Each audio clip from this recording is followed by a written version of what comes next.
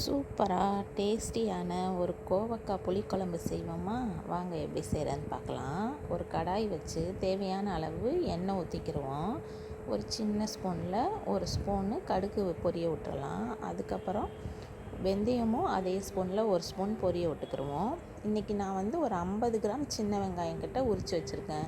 ஒரு 5-6 பூண்டு பல் உரித்து வச்சுருக்கேன். ஒரு கொத்து கருவேப்பிலை இதெல்லாம் எண்ணெயில் போட்டு நல்லா கொஞ்சம் வதக்கிடுவோம். எண்ணெயிலே வந்து மிளகாத்தூள் போட்டோன்னா குழம்பு வந்து ரொம்ப கலர்ஃபுல்லாக நல்லாயிருக்கும். அதுக்கப்புறம் ஒரு 4 தக்காளி பழம் நறுக்கி வச்சுருக்கேன்.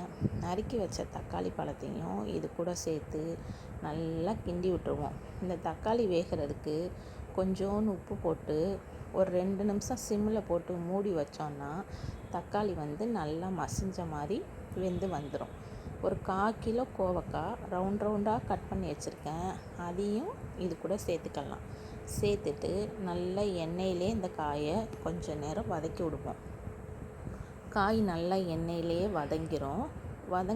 வதங்கும் போதேவும் இந்த காய்க்கு கொஞ்சம் தேவையான அளவுக்கு உப்பு போட்டுக்கிடுவோம். ஏன்னா காயிலையும் கொஞ்சம் உப்பு பிடிக்கணும்ல. லாஸ்ட்டாக நம்ம குழம்பெல்லாம் கூட்டி ஊற்றினதுக்கப்புறம் ஊற்றினா காயில் உப்பு ஏறி இருக்காது. அதனால காய் வேகிறதுக்கும் கொஞ்சோன்னு உப்பு போட்டுக்கிடுவோம். உப்பு போட்டு இன்றைக்கி வந்து நான் மசாலாத்தூள் வந்து தண்ணியில் தான் கரைச்சி ஊற்ற போகிறேன். எப்பயுமே வந்து நான் மசாலா தண்ணியில் தான் கரைச்சி ஊற்றுவேன். அப்படியே டைரெக்டாக போட்டு தண்ணி ஊற்றி வைக்க மாட்டேன். எங்கள் வீட்டுக்கு எப்பயுமே மசாலா பாக்ஸில் இந்த ஸ்பூன் தான் போட்டு வச்சுருப்பேன். இதில் 4 ஸ்பூன் போடுவேன். 4 ஸ்பூன் போட்டு தண்ணி குடிக்கிற கிளாஸ் இருக்குல்ல, 200 ml கிளாஸ், அதில் 2 கிளாஸ் ஊற்றி இந்த கிண்ணத்தில் மசாலாவை நல்லா கரைச்சி எடுத்துருவேன்.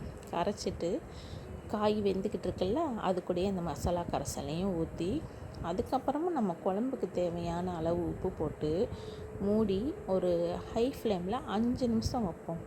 5 நிமிஷம் ஹை ஃப்ளேமில் வச்சோன்னா மசாலாலாம் நல்லா கொதித்து பச்சை மசாலா வாசம்லாம் நல்லா வெளியேறிடும். வெளியேறிட்டக்கப்புறம் திறந்தோன்னா சூப்பரான கோவக்காய் புளிக்குழம்பு ரெடி ஆயிடும். இந்த குழம்பு ரெடி ஆகிட்டு இருக்கும்போதே இன்றைக்கி வந்து கொஞ்சோண்டு தேங்காயை அரைச்சி ஊற்றுறேன். எப்பயும் எங்கள் வீட்டில் நான் தேங்காயெலாம் ஊற்றி வைக்க மாட்டோம்.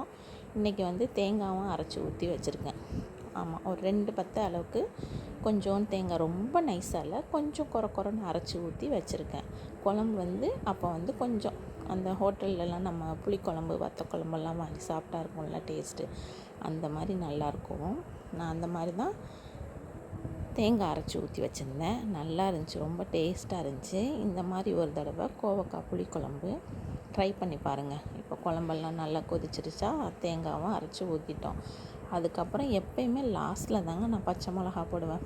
அடுப்பை ஆஃப் பண்ணுறதுக்கு முன்னாடி பச்சை மிளகா ஒரு 3 மிளகாய் எடுத்து 2 உடச்சி அப்படியே போட்டுருவேன். போட்டுட்டு கொஞ்சோண்டு கொத்தமல்லியும் போட்டு அடுப்பை ஆஃப் பண்ணிடுவேன்.